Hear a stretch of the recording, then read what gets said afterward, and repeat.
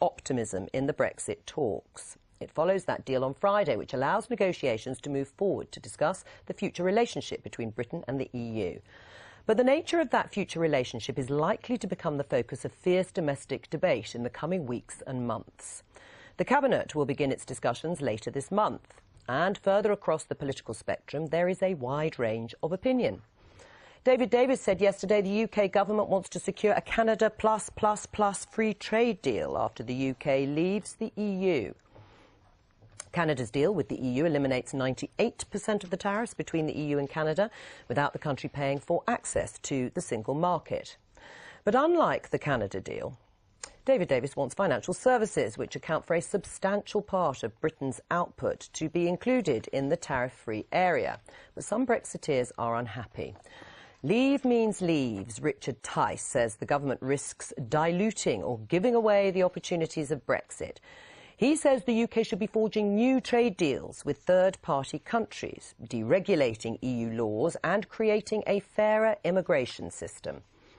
Meanwhile, Labour's Brexit spokesman Keir Starmer says the UK should stay aligned to the EU after Brexit and could negotiate payments to access the single market, as Norway does now. Asked if that would include allowing free movement of people, he said he would support an easy movement of people. The Shadow Foreign Secretary Emily Thornberry raised the possibility yesterday that the UK could stay in a form of customs union after Brexit to allow trade to continue between the EU and UK. While the SNP have called on Labour to get behind them and commit to stay in the single market and customs union. Well, our political correspondent Chris Mason joins me now. So, Chris, sufficient progress was made on Friday, but there's an awful lot to get through before it's rubber-stamped this Friday. Yeah. There is. So this morning, first thing was a cabinet meeting. There's only one more after today before the end of the year. And yes, there is that big discussion to come about the end state, exactly what the cabinet wants in terms of what the flavour of Brexit turns out to be once we have left in the end of March of the year after next. Then this afternoon, that appointment that the Prime Minister has in front of the House of Commons. She was hoping to have done it last week, before that aborted lunch of turbot with Jean-Claude Juncker, the President of the European Commission, and then a few days of frantic diplomacy and not a lot of sleep, and then that dash back to Brussels in the early hours of Friday morning. But a pretty triumphant tone, I suspect, from the Prime Minister this afternoon and from some around her, because it could have been very, very different, couldn't it? We could have either been talking today about how the whole thing had unravelled and gone pear-shaped and it was a nightmare for the Prime Minister, with all of the talk about what that might mean for her future or lack of it, or that there was days to go until the summit and a deal still hadn't been done and all that kind of stuff. Instead, the Prime Minister will say that, yes, we're going to have a game of Brexit bingo again. We're going to hear those phrases, hard and soft Brexit. Prime Minister saying it's not about either of those things. Our good old friend, nothing is agreed until everything is agreed. But, she says, a new sense of optimism about the talks in the new year as discussion about the future relationship, trade and security and that kind of thing becomes the focus in 2018.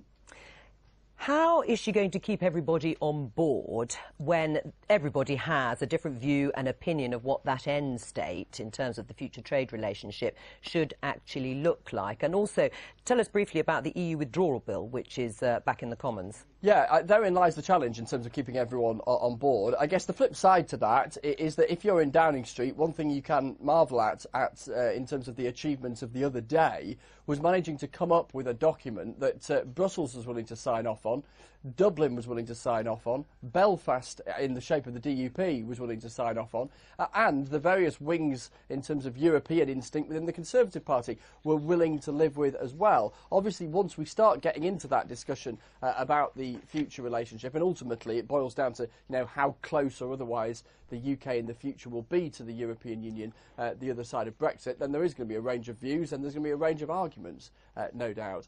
As far as the withdrawal bill is concerned, that continues. It's trundling through the House of Commons. Huge amounts of detail to go through in terms of all of that. The government will hope that the prospect of any defeats there have been limited by something that falls into the category, I was told last week by one MP, of being important but boring, or boring but important. This is this whole business of the Procedure Committee and the proposed Sifting Committee, bear with me, the idea being that there can be a lot more scrutiny of what are known as statutory instruments, some of the little tools that are being used to push through one heck of a lot of detail in that withdrawal bill. Right, well, I'm glad you're across it all, Chris Mason. Thank you very much for joining us. Here in the studio is the Westminster leader of the SNP, Ian Blackford, and from Central Lobby, the Conservative MP, Bernard Jenkin, who was on the board of the official Leave campaign group Vote Leave. Dawn Butler and Andrew Mitchell, of course, are also still here. Ian Blackford, first of all, you have made a pitch to Labour to join you in committing the UK to remaining in the customs union and the single market. Why? Really, because it's about protecting jobs and investment in the United Kingdom. We know that if we're out with the single market and the customs union, it's going to cost hundreds of thousands of jobs throughout the UK. But why have you made this pitch now to Labour? Because I think there's a growing concern as to where we may end up as we go into stage 2.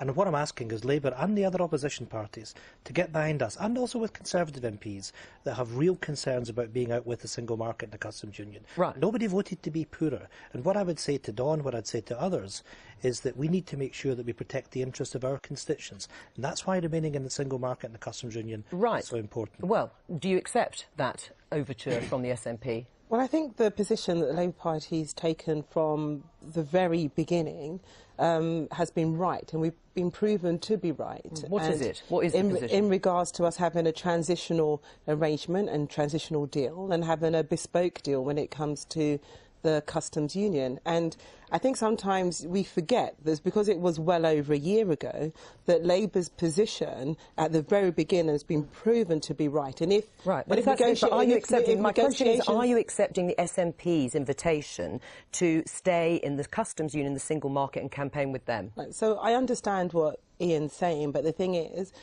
what that would mean would be you'll be ignoring the referendum. And the Labour Party has no intention of ignoring the referendum, but what we've said is that we need to have not only this transitional arrangement, but we have to have a way to maintain the benefits of the customs union and the single market. So what's the difference? After. Well, what's the difference between your position and the SNP's position? Because as you've just said, Keir Starmer also, we want to retain the exact same benefits as if we were in the single market and the customs union and remain in a customs union. So essentially, what's the difference? So the difference is basically how we talk about it, in essence, in terms of we might not be able to say we are still in, but if we maintain the benefits, then, you know... Right, so you're going to call it something different, but essentially it's the same. It's not that we're going to call it something different, it's just that once you leave the European Union, you can no longer be a part of the single market as it is, because you would have left. Do you see any difference between your two positions? Oh, yeah, there is, and I think we have to be very clear about the threat that there is to people, the threat to jobs, the threat to prosperity, as I said. Now, the point about this is, what the Tories have talked about before is coming out of the single market and the customs union. Labour have accepted that we need to have a transition deal. But the harsh reality is, through that transition deal, we are going to be in the single market and the customs union. The cliff edge still remains. What I'm trying to do is remove that threat that there is to jobs in Don's constituency, in my constituency, and up and down this country. Right. Well, nobody's voted to be poorer. Right. Well, let's put the. You've just said that the government should expect to remain in the customs union, the single market, during their implementation period. Bernard Jenkin, do you agree with that? Is that your understanding? Well, I'm listening with amazement, because the Labour Party actually stood on a platform at the last election that they respected the referendum result, which meant leaving the European Union, leaving the customs union and the single market. And they had some weasel words in their manifesto about trying to have the benefits of being in the single market and the customs union without actually being in it. Right, so what's going to happen in the implementation period as far as the government's concerned? What we're hearing now is actually the Labour Party has moved into a position they don't actually want us to leave the European Union. And the fact that Keir Starmer actually committed the Labour Party to a second referendum can only mean one thing: they're hoping to change the results. They're hoping to reverse the referendum decision. So the Conservative Party now is the only party, apart from the DUP, there are only these two parties in Parliament that actually want to honour the referendum result and deliver the freedom to control our own borders and our own borders and stop contributing money to the European Union. Dawn Butler, are you committed, or can you rule out that Labour would ever support the idea of a second referendum? Can I just say, the problem with what's just said is that David Davis has admitted that he doesn't have to be very bright to do his job and to be Brexit Secretary, and I think that's fundamentally what the problem... Yes, he did, and I think that's fundamentally what the problem is, because you do not only have to be very bright, but you have to be across the detail. Right. And that's been... That's been the problem with this negotiation. So answer the question from the very answer me beginning. the question about the second referendum. Is Labour going to support the idea of a second referendum? That's not something that we are considering at the moment. But you might. But as Keir has said, there's nothing off the table, and it's a sensible approach to negotiations. And this is the problem that we've had with this government in terms of having red lines, and after a year and a half, having to then row back because they hadn't considered the detail. And that's the problem. Bernard Jenkins, how do you envisage Britain's future relationship beyond Brexit in terms of trade? Well, actually, the idea that the Cabinet's never discussed any of this, the position was set out in the manifesto that we're leaving the EU, we're leaving the customs union, we're leaving the single market, and we're going to be in a position to do meaningful trade deals with non-EU countries. And that means we have to have regulatory autonomy, because most trade deals are not about negotiating about tariffs. That's the icing on the cake to get rid of the tariffs. Most trade deals are about dismantling the non-tariff barriers. Right, so you do want to see regulatory autonomy. Absolutely. How worried are you about the idea that if a deal isn't done, there will be full alignment of the UK being tied closely to the EU standards and customs in order to maintain that open border with Ireland? Well, we've clearly made a commitment to Ireland and to the EU that we want alignment, but every trade deal starts out with discussion about you've got to align with us and we've got to align with you. Right. The advantage of this discussion about our trade deal with the EU is we already have complete alignment, and the alignment in Northern Ireland is confined purely to the matters that pertain to the North-South cooperation and the support of the agreement. Right. In any so case, how would you feel?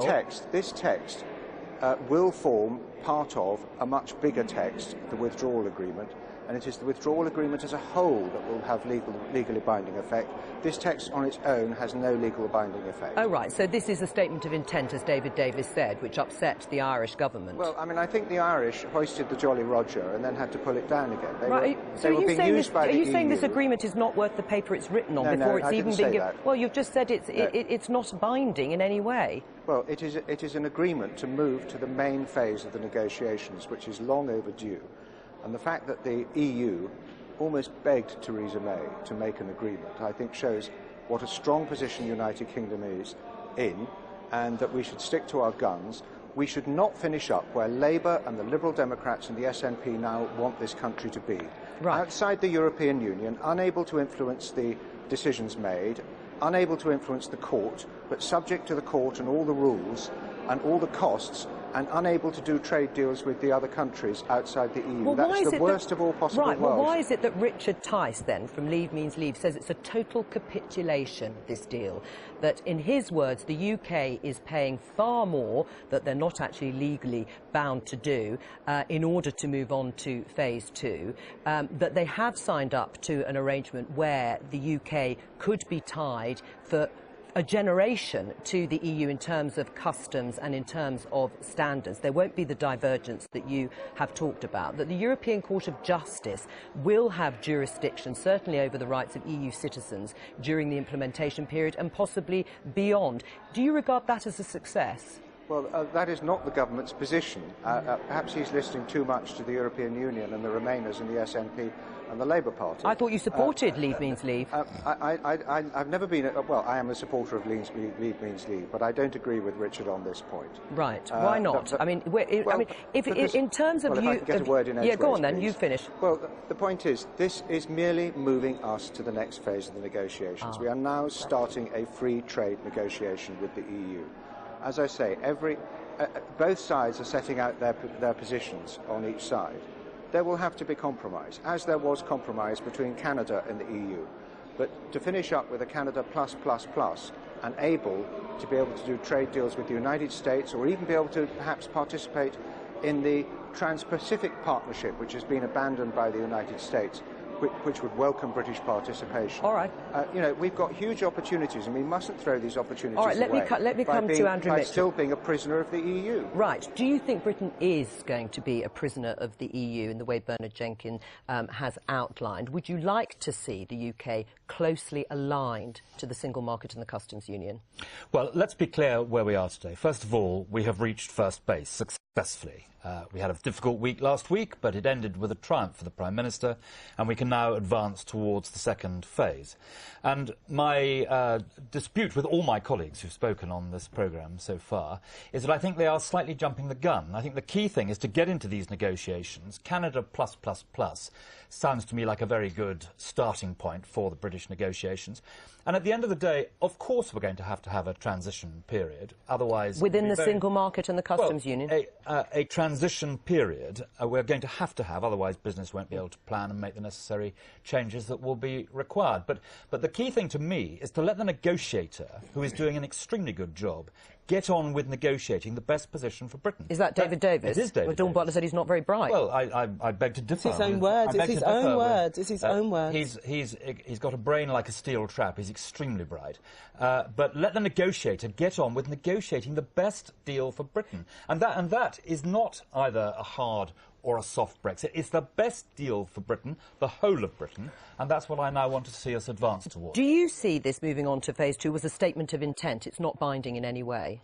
Well, certainly the principle that has been outlined is binding, absolutely. Right, so you disagree with Bernard Jenkins there, that it's all up for grabs? No, Bernard is quite rightly giving a technical appreciation, but what I'm saying is that when the British government put up that point, which secured agreement across the piece, that principle is certainly binding. Do you see the UK's future relationship as one that will be closely mirroring the European Union in terms of rules and regulations? I see the primacy, the absolute importance of a free trade deal as overruling all of that. That, by definition, means alignment to some extent, but a free trade deal is absolutely essential for both of us. What, in your mind, Dawn Butler, does easy movement of people mean?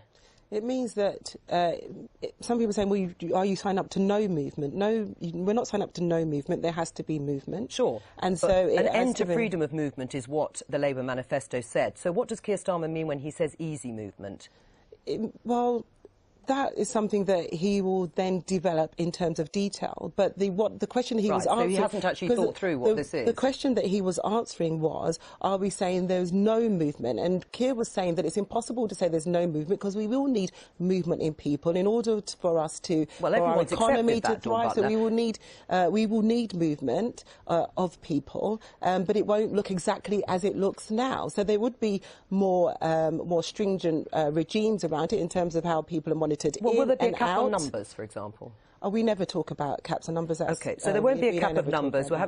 Could it mean an unlimited number of EU migrants coming to the UK? I think, to be honest, that's part of the negotiation stance and details. If we were around the negotiating table, that we could come back with more detail. And that's the kind of questions that you really should be asking David Davis and the government in terms of what their plans are. Do you see in Blackford, in the coming months, that actually Labour will move its position to saying we should remain in the single market and the customs union, and then the two of you can forge a closer relationship on Brexit? Yes, that has to happen, because it has to be about protecting the interests of our constituents. And are you talking to Labour at the moment? I wrote to Jeremy Corbyn yesterday, so I'm waiting for a reply. I've said that we should sit down and meet. But, you know, the fundamentals of this, if we're in a situation that everyone seems to accept that there's going to be alignment with the rules of the EU, the situation that we're in today is that there will be no border between Northern Ireland and the Republic. We now know, on the basis of the intervention of the DUP, there's going to be no border between the island of Ireland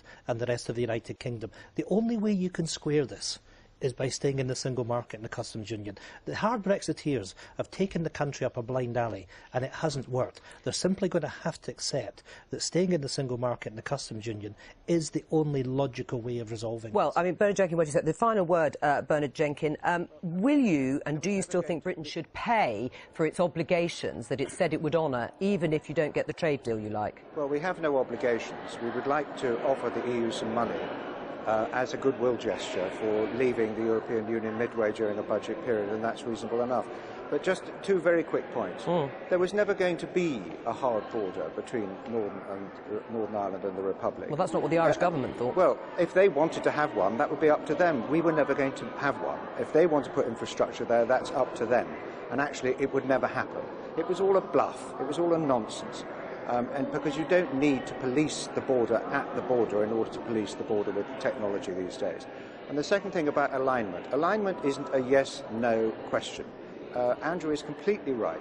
In any free trade deal, there are degrees of alignment. The point is, under the new arrangements, when we leave the EU, we will control what we choose to align with the EU instead of being dictated. Well, you say that. Well, we'll have to see. At the moment, it doesn't sound like that. It sounds like that's your opinion, Joe. That's your opinion. No, I think that's the opinion that has been expressed by many people, but the term was used. Well, obviously you're on their side.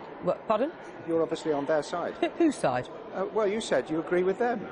No. You just did. I just said the view that was expressed. Anyway, we'll have to continue this another time. But Bernard Jenkins, thank you. By The Telegraph's Kate McCann and Politico's Jack Blanchard. Welcome to both of you. Kate McCann, first of all, it is a busy week, and there has been some expectation that it'll be difficult to keep everyone on board before the deal is rubber-stamped on Friday. Where do you think the areas of concern would be for the government? Well, I think we will see where those areas of concern are over the course of today, actually, because Theresa May is chairing her cabinet meeting this morning. There have been some conversations already over the weekend about concern, particularly David Davis yesterday on Andrew Marr about the Northern Ireland aspect of the agreement that was made last week. And then we'll see her face MPs in the House of Commons later, and I would be surprised if there weren't some interventions from her own backbenchers on what exactly the deal that she's struck so far with the EU means, particularly on Northern Ireland, but also on other issues.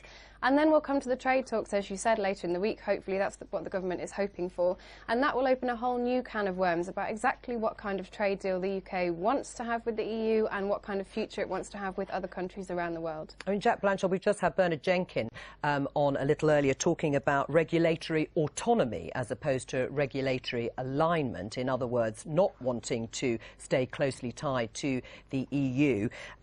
What do you make of that? Well, I mean, it all sounds so incredibly boring, doesn't it? But it's actually it's actually really important, this Thanks stuff. For that. Well, it's true, but we have these hugely long terms, and we're all sort of just getting to grips with them here in Westminster. But the truth is, it's all about what sort of country Britain is going to be in the future, how much it is aligned with all the rules and regulations they have in Europe, or how much we in the sort of Brexiteer parlance go our own way. And this is a huge debate that is raging in government now, has been for a few weeks. It's just about to explode onto the surface in the cabinet, which is very divided on this, and it really is long-term future of the nation stuff. And so people like Bernard Jenkins are very much trying to push Theresa May in a certain direction that Britain will give a clean break with Europe and go off into the world and set its own rules and regulations about all sorts of different things. But of course what that will do is limit how easily we can sell products into the EU single market, which is currently our biggest market. And so it's a hugely important issue that no one's really started to debate, or only just starting to debate now. And I think we're going to hear a lot about these long, boring terms about regulatory alignment